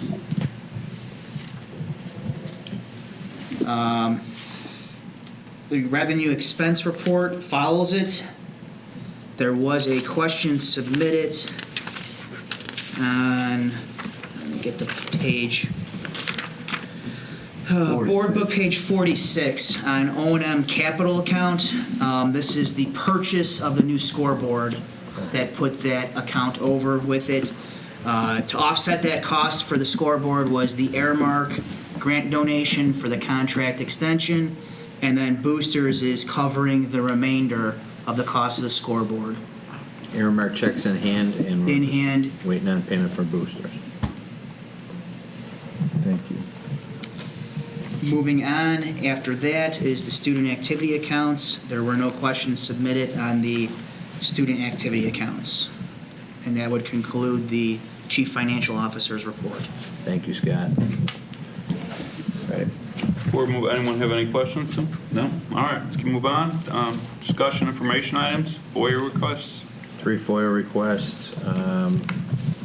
We submitted all three are responded. They're mostly requesting contracts or communication information. All that was provided. Nothing else to report on. Okay, it's opportunity for visitors, seeing there's no People present. visitors in the audience. We'll move on to a chance for board to, any additional discussion items? Link to my left? No. All right? No? All right, the consent agenda, action items, approval of minutes. Resolved, the Board of Education, Township High School District 2A, Cook County, Illinois hereby takes the following action on the listed consent agenda items. Approves minutes from the meetings held on February 12, 2019 and February 2016, 2019, open and closed, and IHSA membership 2019 through 2020 school year as presented and amended in the March 12, 2019 board agenda packet. Second. Miriam, did we need to change one of those times on one of those two sets? You got it fixed? Okay, thank you. Go for the vote. Dr. King? Yes. Ms. Sierra? Yes. Mr. Smithing? Yes. Ms. Towner? Yes. Mr. Walsh? Yes. Ms. Ruska? Yes. Mr. Fitch? Yes. Second item on the is the IHSA membership. I think that was included. Was part of the Oh, was part of it? I'm sorry. Yeah. Sorry. Yep. Old business action items, life safety. No update. All right, then we'll move on to new business because we already addressed No, the the student student handbook. handbooks What the- on the old, right? We covered all We the already questions, covered that, but I don't didn't know we? if did we. Resolved, the Board of Education, Township High School District 2A, Cook County, Illinois. We already voted. We already voted that. Yeah. You said we put it on the consent agenda, yeah? No, that was the No, textbook. But Textbook. Mary Ann, For Sorry. next time. I thought you. Did you take the You did the formal- resolution. Yeah. Did we do Mona it? said the resolution. Oh, sorry, I read it. when Yeah, Dave you're was right. sitting up there. Oh, I we did. voted. We actually voted. No, Sorry. we voted the Voted on that. resolution. Sorry, Gary. No problem. All right. We can't vote twice, that'd be against the rules. Hopefully we vote the same way. Payment of bills. Payment of bills, new business, payment of bills. Scott, any questions on bills? Yes. What board book page, Scott? 201 under transportation. It's under Palms Transportation for $1,174. This was a transportation cost for our Palms team to travel to Normal to compete in the state competition that happened July 24th through the 26th. Do we have room in the description box or when something like that pops up just to avoid, just put Palms Transportation's -state or ST or ST8, just so that it can highlight? What it is. We can add that. We'll continue to keep adding more and Well, more. I mean, is that a fixed description? No, that's typed in. It's typed in, so I mean, that 3 more characters or something just to, it would offset that, right? We will add it. Kristen, will that be easier under the new software? It'll come in as it'll be a little easier. To put a little more detail and description? One more word? Okay. What was the next question, Scott? I think that's it for that, but I'm saying like then it would be on the checklisting, which would be board book page 214. under Sigitus Suminus for $1,386 for mileage reimbursement. This was an agreement for a special education student. The contract agreement was negotiated by district legal, and this contract saves the district money by just paying for the reimbursement on days present for the student traveling to their placement. Thank you.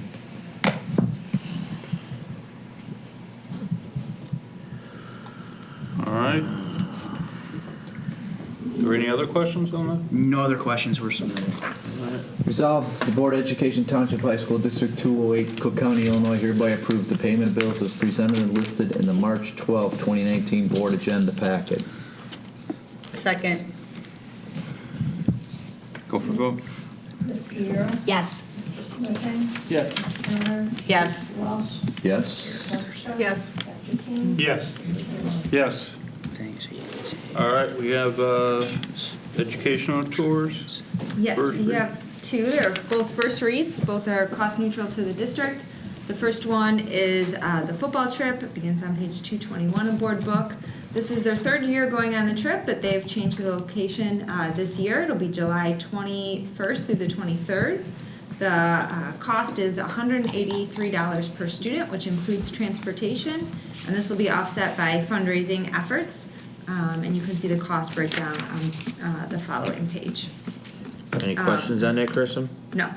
The second trip that was requested was girls cross country to go to Northern Illinois University on August 16th and 17th. The cost per student is originally $85 per student and will be offset by some money in their activity account that they've previously fundraised, as well as some additional fundraising. And there was a question submitted in regards to this. They have 2 male coaches, and that will be chaperoning. We hope to have a female parent chaperone as well. We haven't required this in the past, but it certainly is our preference whenever possible. Let me ask it a different way. Do we allow our teams to go where if it's all females with just male and vice versa? I don't know that we have any all male with just females, but I mean, would we let the girls cross? Do you think that's a good idea? No, that's why I'm saying we would prefer to have a female chaperone, but we haven't required That's my that question. a female chaperone attends with Should them. we require it instead of making the preference?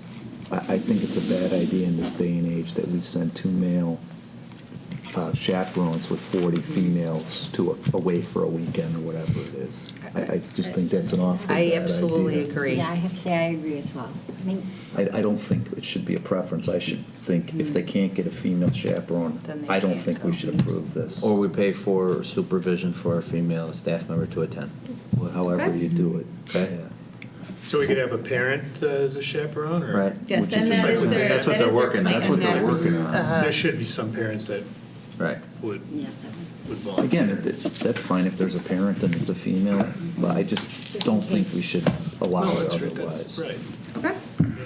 It's reasonable. Does that make Kristen sense and I to you? talked about this today. We both agree with that. That's why they're working on a female chaperone. The only other time that this would come up is if they qualified for state, Right. right? And if Same that's the thing, case, though. we'd have to secure a female so if there was an issue in the hotel or something like that. Right. Okay. That was it. Resolved, Board of Education Township High School District 208. That was the first read, and so if you wanted to work on securing a female, you still want to Yeah, why don't approve it, we or you want to give it some time? Do it first, just let's, That's it. let's I was going to add. Is there any something fundraising that needs to be qualified added? if They have a female. I can't approve it if there's not. No, I mean, it doesn't need to be approved tonight, but it would be helpful to approve it, ensuring that a female chaperone is going, Yeah, we because sometimes that doesn't happen until July, where we actually can secure, it might not happen this early that we can secure 100% the chaperone, but if it's a qualifier, we will make sure that happens before they go. What do you need to pull this off? What I don't want to have happen is the board approve it, and then all of a sudden kids lose all their money, because then the school district may, Well, we'll or approve the coaches are going to have to we're going to have to go out of their activity account. So As long as they understand there's no If the camp. expectation is to have a female chaperone, I can guarantee we will have a female chaperone by the time they go on the trip. Okay. But it would be helpful, if Does the not board this feel- meeting, but for April, to have the trip approved so they can plan accordingly and Right. fundraise. But that's not pressing that you need it approved today. Correct. If April 9th it's approved, that still applies? Correct. Enough time for you? Or we could approve it with the qualification Yeah. that it's not only approved if there's a female chaperone. We can put it right in the resolution. What's the rest of the board feel comfortable with?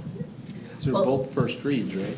They are first reads. That's why they're Always first stick reads. to plan. So does this open up, a bigger question that we should have a policy that says, and that way this, Yes. it would not be a qualifier just on this particular Right. trip, but it'd be the overall policy of the, so do we need to incorporate a policy It's a into good the idea. school? Okay. All right? I think we have a press packet 100 just was sent out this week, so the press, We can, So why don't we incorporate it there, and that way this particular trip Yeah. doesn't get qualified out, it's an Right. issue, it's part of the. future trips. Yeah, and all future trips will be covered and all. So Wes is Wes stated about sticking to the plan and this being a first read. Laura? That's fine, we could stick to the plan, if you're good with that, right? Yeah. Okay. okay. So you need action by April 9th? Mm-hmm. Okay. That's fine. And this way, if the coaches feel this could be an issue, they may pull it, or they'll say, yes, they'll work on it, right? Stick with the It gives you some time to talk with them, for them to. Sure. Okay. All right.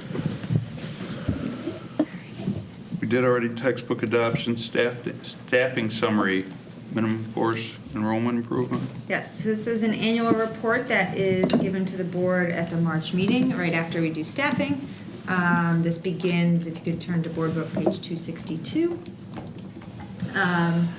And first, I just want to say the allotted FTE of 106.6 that we discussed at the board in November based off of our enrollment projections will be able to fulfill our staffing needs and accommodate special education needs as well as transfer students within the allotment. The first section on this page outlines the classes that are currently under 20 and need board approval. The first three you heard about earlier tonight in Kylie's presentation with our College and Career Readiness Academy. Those are our intervention courses. The next course is AP European History. If it was another course, we probably wouldn't necessarily be bringing it to the board, but because it's an AP course, and we feel strongly that students should have open access to taking a variety of AP classes, we are recommending that we run this, and this does fall in with the allocated FTE that we were given. And the enrollment varies from year to year on this course. This traditionally is taken by a majority of our sophomores, and this is the first AP course that our students, one of the first AP courses that our students can take. The next... Hold on before you move on. Mm-hmm. The enrollment in this class used to be, we used to have 2 sections of it. Since I've been here, it varies from year to year. Some years we have 2, some years we have 1. But I mean, if we don't have this much interest, why, maybe we shouldn't approve the class. Right, and what I'm arguing is if it wasn't an AP class, we probably wouldn't be bringing it to the board for approval, but because it's an AP class, and we want to challenge our students, and we want students to have opportunities to take AP classes, and to take rigorous classes, that we are recommending that we offer it. We've done this before for, sometimes Calculus BC falls under 20, depending on the year. Our But AP Calculus BC Spanish. is the top math course, and the kids who go into that, they don't have Calculus BC. They either have to take a college course or they don't have another math course. This is our lowest level AP course, at least it used to be. And if there's not interest, and it's different. They could take other AP classes that they're showing there's not enough interest in the class, where there's only a certain number of kids with the capability of taking Calculus BC, right? Where this one's pretty much open to any freshman or sophomore as their beginning course, and if there's just not interest, So one of my it's different. concerns is coming into, deficit of $500,000, and we're kind of carrying on a course because we've always had it, right? Is that kind of what you're saying?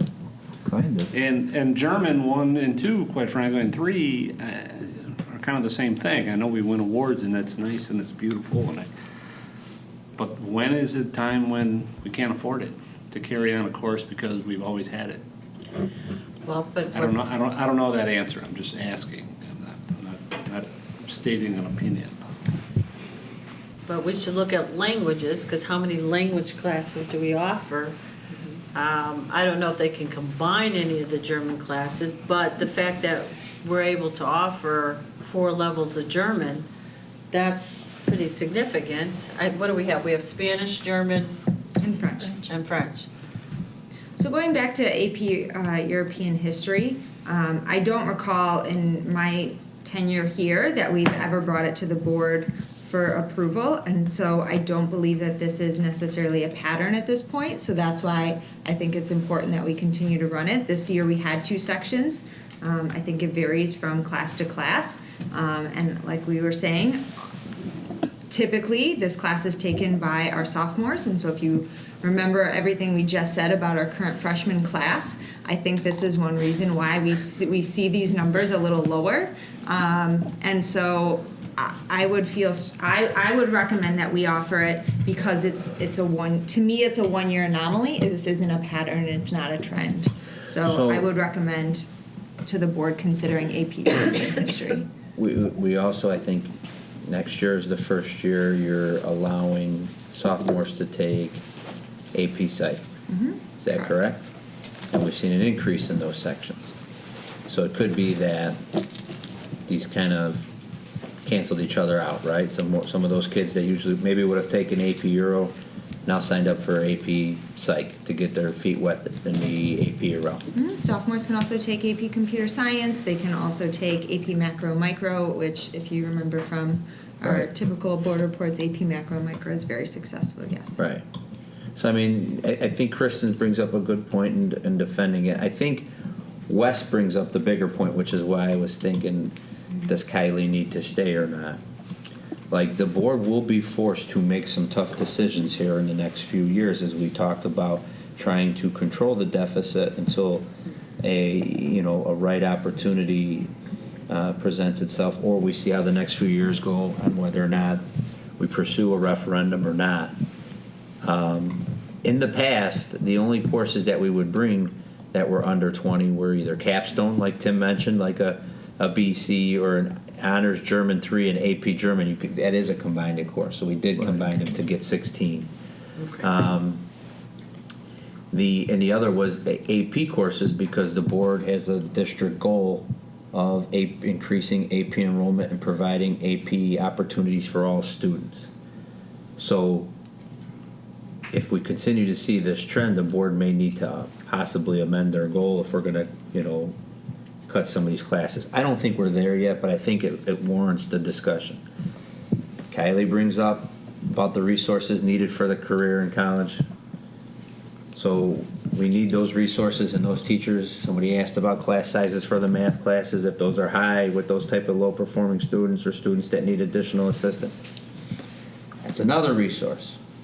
And in the college and career internship, Kylie mentioned some schools have a teacher assigned to run college internship, or there's a trend here, like. Well, everybody wants another helper. And so if we do go down this road, and this is something we visited like in my first year 8 years ago, that you can't have all these other, we have to identify what are our priorities as a board.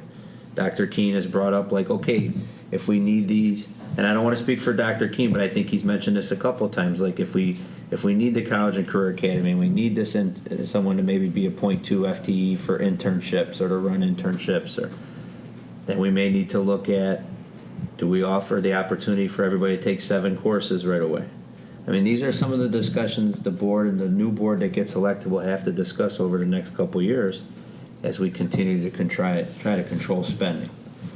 Well, I would just say I trust Kristen, and she's telling us it's not a trend, but it's something you're going to have to watch. If there's more AP course available for sophomores and they're not taking it, you have to decide whether you're going to run it every 2 years or something. They can take it as a junior or senior too. But I do think the German, as much as we keep getting awards in it, It's a trend. That is a we trend. are not getting a lot of students taking it. Every year, we've been talking about it for 3 or 4 years. We get 17 in one, 15, then we combine them, we get 16. And so we have to have all these teachers to teach half what we would consider half of a class size. And, you know, it's really something At we're what gonna point have to do look at seriously. At what point how would you notify? I know we have our current German teachers up for retirement soon. She's in the retirement cycle. At what point do you need to notify parents that we may be eliminating German, or if without a significant increase in participation? I mean, an alternative would be that we offer it on American School or an online program, and they can still get our credit. In an ideal world, I would like to come up with a plan where we can phase it out so that the German 1 students have the opportunity to continue when and if at all possible with the current instructor in a face-to-face format. And I do think that is possible. And so I could certainly start planning for some of that. So wouldn't that phase out need to be, this would be the last year for German 1?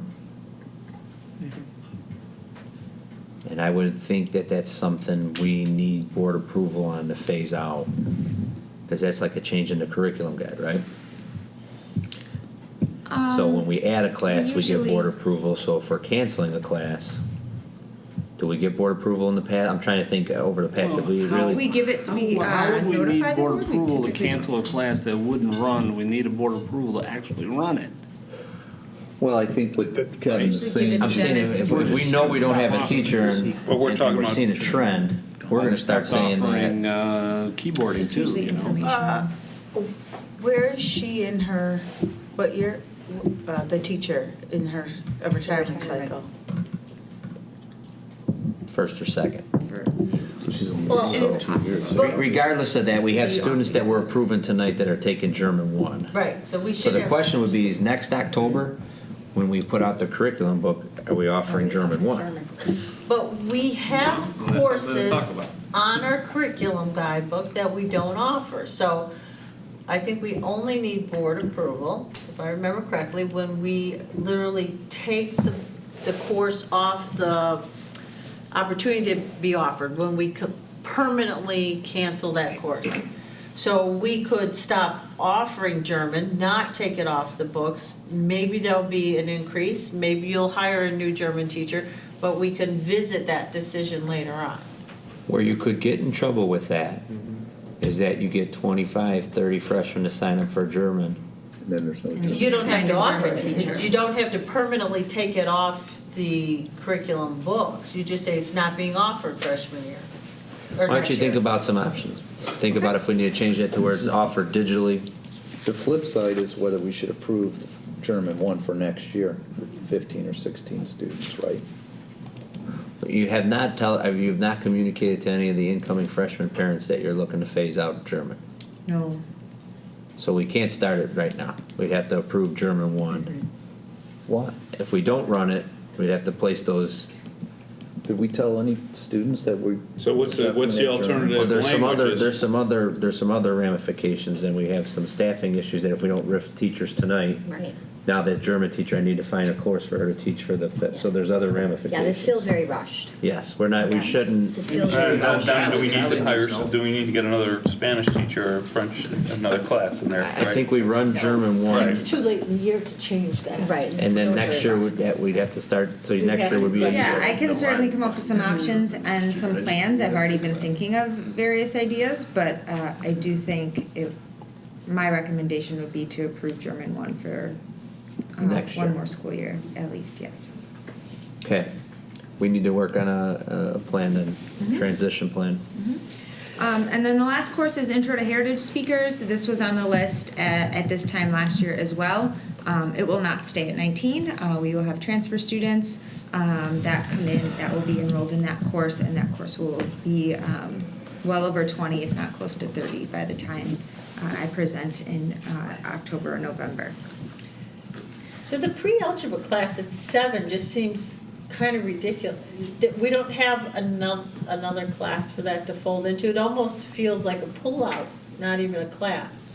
That number will grow a little bit, but That I feel very strongly about because it's not a special education class. So there are students that come in with IEPs that are in that class, but we also do every year have students that do not have an IEP that need to be in a pre-algebra class. They're not ready to go into algebra, and so. Is that a co-taught class or is that single taught? It's single taught next year. Okay. And if we didn't have this class, I could guarantee you that those 7 students would fail algebra, and we would not be meeting those students' needs. And that number will grow with some of our transfers. It won't get to be a huge number. So these are students that, as they take the placement test, they place into pre-algebra. Correct. So that means their scores are lower than even extended. It's like the equivalent of our extended reading class. Right. And so It's an this is the intervention class. right. It's and not a this is class you necessarily This is the look equivalent to. in math. That's not one we look to combine. It was just so low, we didn't have anything you could combine with it. So kids don't really sign up for this class, they really just place into it. Yes, and Where that they number go. varies between depending on the year, 7 to 14. And these are kids that are in the academy that we just went through. Right. Those 7 kids. Correct. And they need a lot of help. Correct. Moving on to the next page, in this report, I also provide just some information. The next 2 pages are informational. The first one is information about special education. We started providing this a few years ago, but you can see the total number of students we anticipate decreasing a little bit next year. Private placements has significantly gone up, but that's only because of the students that are seniors. They are staying on for transitional services, and when students stay on for transitional services from 18 to 21 or right before the 22nd birthday, we have a lot of students, 29, that will do that here at RB, but we have other students whose needs are more significant, and they will continue to do that at their outplaced environment and their private placement. And so that's why that number is going up. The number of teachers is staying roughly the same, and paraprofessionals we anticipate staying about the same, but that can fluctuate over the summer depending on if we have some transfers with needs. What about Kristen on your next chart? French. We're okay, but is it trending towards the German route, or we're still okay with French? French varies from year to year. They're usually over 20. They usually are in the low 20s. You'll notice that French 2 is not on there because District 96 has a feeder program. They offer French, and so we do have 2 sections of French 2 next year because some of our freshmen can place into French 2. But those are traditional French numbers. Speech and debate, is that an elective where we'll drop students in? Yes, so some of the numbers that you see are lower is where we will funnel a lot of our transfer students in so that they have an opportunity for electives, and so we fill those classes with some of our transfer students. If you go to the next page, these are classes now that are over the caps. And this is just for the students that selected a course. We haven't actually built, which classes are taught which periods and who's teaching them yet. And so because these classes in the first chart are only offered 1 period a day, what happens is students naturally conflict out because, I want to take my advanced autos class, but I also want to take this class, and they're both offered at the same time, and there's no way around it. We try to avoid that when possible, but sometimes it's just not feasible. And so a lot of these classes will be within the caps by the start of the school year. I would say the exceptions are our band and orchestra and choir classes. Those will remain above our caps that we have listed there. And then the last chart is classes that are offered multiple periods a day. And so those are just slightly over as well. And those will also be resolved by the start of the school year. Resolved, the Board of Education, Township High School District 208, Cook County, Illinois hereby approves in accordance with District Policy 631, minimum course enrollment, the list of courses for the 2019-2020 school year with projected enrollment below 20 students based on the current student enrollment data as presented in the March 12, 2019 Board Agenda Packet. Second. Mr. Smithing? Do we have Yes. any more discussion, or? No, we Sorry. can. Is there any more discussion, John? Well, I may not be on the board next year, we don't know, but we're sort of repeating history again. And, I think it's been really fortunate that we've been able to get through this period. And, we've got a comprehensive curriculum, no doubt about it. Just speaking personally as a board member, I have to defer to what you think. There's no doubt that the choices had to be made. If you look at the numbers, it's inevitable. So I'm just encouraging you to sort of adopt that mindset, even if I'm here or not, because we have to do it. We have to make choices.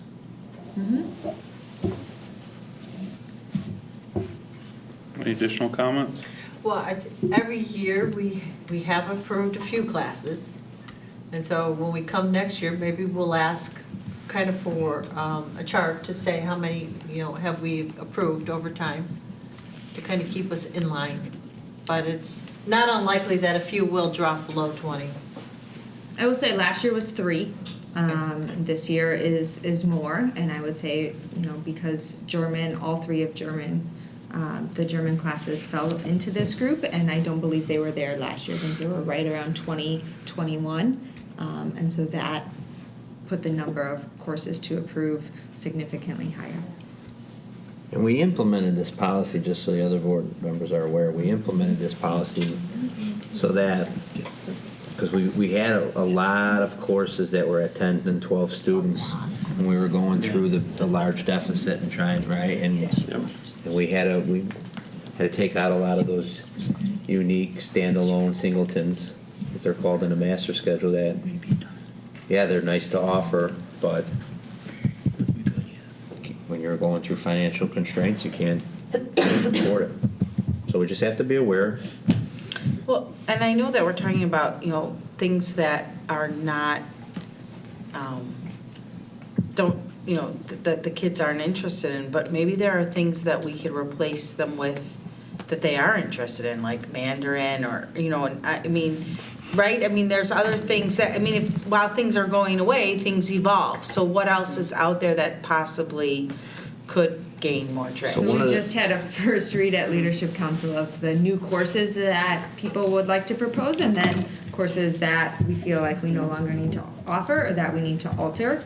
And, as you know, that typically goes to the Curriculum Advisory Council first before coming to the board in the fall. But yes, we are. So we're aware of that, Marona, but one of the things, having lived through this now at one other district in here, when you add new courses, unless you can show that there's 30 kids or 28 kids that want to sign up for that new course, a lot of those don't make it. Absolutely. I Because get that. things evolve. I'm When you just think about saying, coding things and STEM yes. classing and Sure. Mandarin, like things that just maybe 15, 20 years ago. Or even 8 years ago, you wouldn't have done. I was going to say maybe 5 to 10, but I thought I should say. But yes, Because it is 5 to 10 years, right, you wouldn't have had a coding class. No. Yeah. It's cyclical, for sure. Okay, we're ready. All right, now we're ready. Thank you. Mr. Smithing? Yes. Ms. Towner? Yes. Mr. Walsh? Yes. Ms. Ruska? Yes. Dr. King? Yes. Ms. Sierra? Yes. Mr. Ritchie? Yes. Registration fees? So this is a first read. We are recommending an increase in one fee, and that's the yearbook fee during residency. In the past, this fee has been discounted to $46 at residency, and then the new proposed fee would just eliminate that discount, charging $50 during residency, which is the normal price. All the other fees have been held at the same level. This is a first read, right, Kristen? Correct. Can we just put it on the I can't read. consent agenda? You see anything changing before the next meeting? No. So would this be okay to put with the consent of the textbook? Yeah. Is the board, is Gary, are you okay with the board doing that? Yeah, I'm okay with that. I'm okay with it. So Mary Ann, if you could note to add this to consent for next meeting as well. This way if something else gives you time, something else pops up. I did read that very carefully, I'm sorry. I believe that's all right, Gary. Yeah. Matters for closed session, personnel, student discipline, individual student matters, sales or lease of property, pending or imminent litigation, collective negotiations, and school safety. This was the second opportunity for visitor statements. Seeing no visitors. We didn't have any discussion items, consideration for items for future meetings. To the left, am I right? Anyone? No? All right, could I get a resolution to go into closed? Resolved, the Board of Education, Township High School District 208, Cook County, Illinois, enters closed session for the purpose of considering appointment, employment, compensation, discipline, performance, or dismissal of specific employees of the public body or legal counsel for the public body, student discipline, purchase, sale, or lease of real property, probable, imminent, or pending litigation, collective negotiations, and school safety. Second. Yes. Yes. Yes. Yes. Yes. Yes. All right, we'll see you there in 10 minutes, quarter after.